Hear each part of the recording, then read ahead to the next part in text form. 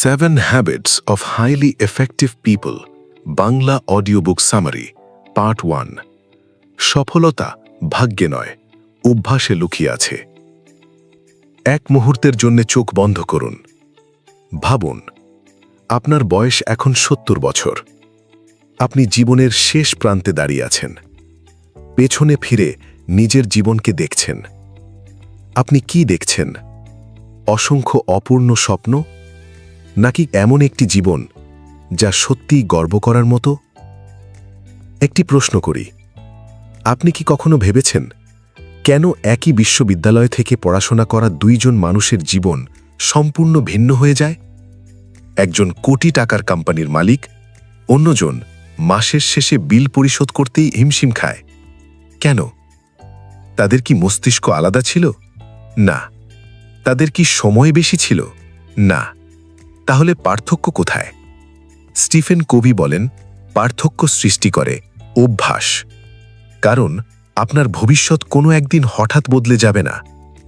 আজ আপনি যা বারবার করছেন, আগামীকাল আপনি ঠিক সেটাই হয়ে উঠবেন।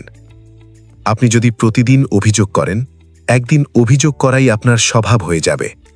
আপনি যদি প্রতিদিন শেখেন, একদিন শেখাই আপনার পরিচয় হয়ে যাবে। আমাদের জীবন একটি দিনের সিদ্ধান্তে তৈরি হয় না। হাজার হাজার ছোট ছোট সিদ্ধান্ত মিলে তৈরি হয় আমাদের ভবিষ্যৎ। আর সেই কারণেই এই বইটির নাম শুধু the 7 habits of highly effective people নয়, এটি আসলে একটি নতুন জীবন গড়ার ব্লুপ্রিন্ট। সফল মানুষদের গোপন রহস্য। আমরা এমন একটি পৃথিবীতে বাস করি যেখানে সবাই দ্রুত সফল হতে চায়। 30 দিনে সফল হন, 7 দিনে আত্মবিশ্বাস বাড়ান, মাত্র 1 মাসে জীবন বদলে ফেলুন। প্রতিদিন এমন শত শত বিজ্ঞাপন আমাদের সামনে আসে। শুনতে দারুণ লাগে, কিন্তু বাস্তবতা কি সত্যি এত সহজ? ধরুন, আপনি একটি বিশাল অট্টালিকা বানাতে চান, কিন্তু ভিত মজবুত না করে শুধু রঙিন কাঁচ আর সুন্দর ডিজাইন দিয়ে সাজিয়ে ফেললেন। কি হবে? প্রথম ঝড়েই পুরো ভবন ভেঙে পড়বে। আমাদের জীবনও ঠিক এমনই। আমরা বাইরের পরিবর্তন চাই, ভালো চাকরি, বেশি টাকা, মানুষের সম্মান, সোশ্যাল মিডিয়ায় জনপ্রিয়তা, কিন্তু ভিতরের মানুষটিকে বদলানোর চেষ্টা করি না। স্টিফেন কোভি এই ভুলটিকেই বলেছেন পার্সোনালিটি এথিক্সের ফাঁদ, ক্যারেক্টার এথিক্স। কোভি বলেন, একসময় মানুষ বিশ্বাস করত সফল হতে হলে প্রথমে নিজেকে ভালো মানুষ বানাতে হবে, সৎ হতে হবে, দায়িত্বশীল হতে হবে, কথার মূল্য রাখতে হবে, মানুষের বিশ্বাস অর্জন করতে হবে। এটাই ছিল ক্যারেক্টার এথিক্স। কিন্তু গত কয়েক দশকে আমরা ধীরে ধীরে অন্য পথে হাঁটা শুরু করেছি। এখন আমরা শিখি কিভাবে মানুষকে ইমপ্রেস করতে হয়, কিভাবে আত্মবিশ্বাসী দেখাতে হয়, কিভাবে এমনভাবে কথা বলতে হয় যাতে সবাই আমাদের পছন্দ করে। এগুলো খারাপ নয়, কিন্তু যদি ভিতরে সততা না থাকে তাহলে এগুলো বেশি দিন টিকে না। একটি ফুল সুন্দর হতে পারে, কিন্তু যদি শিকড় শুকিয়ে যায় তাহলে ফুলটিও খুব দ্রুত ঝরে পড়বে। জীবনও ঠিক তাই। শিকড়কে শক্তিশালী করুন, ফুল নিজেই সুন্দর হয়ে উঠবে। প্রথম অভ্যাস, বি প্রোঅ্যাক্টিভ। একটি ছোট্ট গল্প বলি। 2 বন্ধু একই অফিসে কাজ করে। একদিন হঠাৎ তাদের কোম্পানি ঘোষণা দিল অর্থনৈতিক সংকটের কারণে অনেক কর্মচারীকে ছাঁটাই করা হবে। প্রথম বন্ধু সারা রাত ঘুমাতে পারল না। সে বলতে লাগল, সব শেষ, দেশের অবস্থা খারাপ, ভাগ্যটাই খারাপ, আমার কিছুই করার নেই।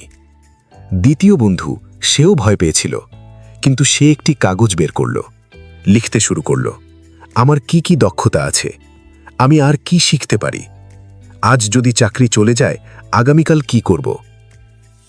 2 জনের পরিস্থিতি একই ছিল, কিন্তু কয়েক মাস পরে প্রথম বন্ধু এখনও অভিযোগ করছে, দ্বিতীয় বন্ধু নতুন চাকরি পেয়েছে, আরও ভালো বেতনে। কেন? কারণ পরিস্থিতি নয়, প্রতিক্রিয়াই জীবন বদলায়। মানুষ 2 ধরনের।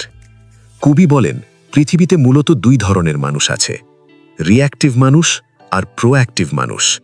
রিঅ্যাক্টিভ মানুষ সবসময় বলে, ওর জন্যে আমার জীবন নষ্ট হয়েছে, সরকার ভালো না, অফিস ভালো না, পরিবার আমাকে বোঝে না। তাদের সুখ অন্য মানুষের আচরণের ওপর নির্ভর করে। আজ কেউ প্রশংসা করলে তারা খুশি, আগামীকাল সমালোচনা করলে তারা ভেঙে পড়ে। অন্যদিকে প্রোঅ্যাক্টিভ মানুষ জানে সব কিছু তার নিয়ন্ত্রণে নেই, কিন্তু তার প্রতিক্রিয়া সব সময় তার নিজের নিয়ন্ত্রণে। Freedom between stimulus and response. ভেবে দেখুন, কেউ আপনাকে অপমান করল। এখন আপনার সামনে দুটি পথ। প্রথমটি সঙ্গে সঙ্গে রেগে যাওয়া, চিৎকার করা, সম্পর্ক নষ্ট করা। দ্বিতীয়টি গভীরভাবে শ্বাস নেওয়া, চুপ থাকা, পরিস্থিতি বোঝা, তারপর সিদ্ধান্ত নেওয়া। এই কয়েক সেকেন্ডের ব্যবধানই আপনার স্বাধীনতা।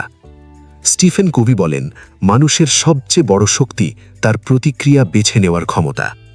এই শক্তি হারিয়ে ফেললে আমরা পরিস্থিতির দাস হয়ে যাই। Circle of concern versus circle of influence.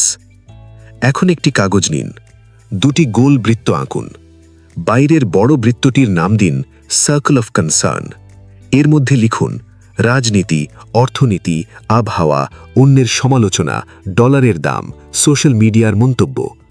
এগুলো নিয়ে আমরা প্রতিদিন ভাবি, কিন্তু এর কতটুকু আমাদের নিয়ন্ত্রণে? প্রায় কিছুই না। এবার ভিতরের ছোট বৃত্তটির নাম দিন সার্কেল অফ ইনফ্লুয়েন্স। এখানে লিখুন, আজ আমি কি পড়ব, আজ আমি কাকে সাহায্য করব, আজ আমি কতক্ষণ ব্যায়াম করব, আজ আমি কিভাবে কথা বলবো, আজ আমি কোন দক্ষতা শিখব। দেখলেন, এগুলো সম্পূর্ণ আপনার হাতে। কবি বলেন, আপনি যত বেশি নিজের ইনফ্লুয়েন্সের উপর কাজ করবেন, আপনার প্রভাবের পরিধি ততই বড় হবে। আর আপনি যত বেশি কনসার্নের পেছনে দৌড়াবেন, আপনি তত বেশি অসহায় অনুভব করবেন। ভিক্টর ফ্র্যাঙ্কেলের শিক্ষা। দ্বিতীয় বিশ্বযুদ্ধের সময় ভিক্টর ফ্র্যাঙ্কেলকে একটি নাৎসি কনসেন্ট্রেশন ক্যাম্পে বন্দী করা হয়েছিল। তার পরিবার, তার স্বাধীনতা, এমনকি তার নাম পর্যন্ত কেড়ে নেওয়া হয়েছিল।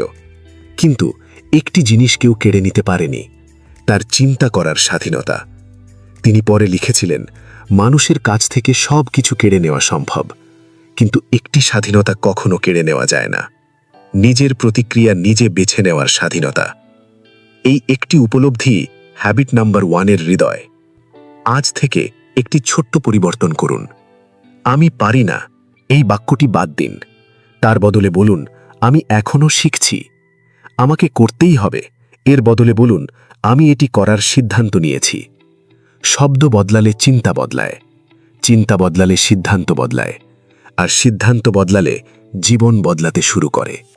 পরবর্তী অংশে আমরা জানব কেন অধিকাংশ মানুষ নিজের স্বপ্ন পূরণ করতে পারে না, কিভাবে একটি পার্সোনাল মিশন স্টেটমেন্ট আপনার জীবনের দিক নির্দেশনা বদলে দিতে পারে, এবং habit 2 begin with the end in mind, যে অভ্যাসটি ছাড়া জীবনের কঠোর পরিশ্রমও অনেক সময় ভুল গন্তব্যে নিয়ে যায়।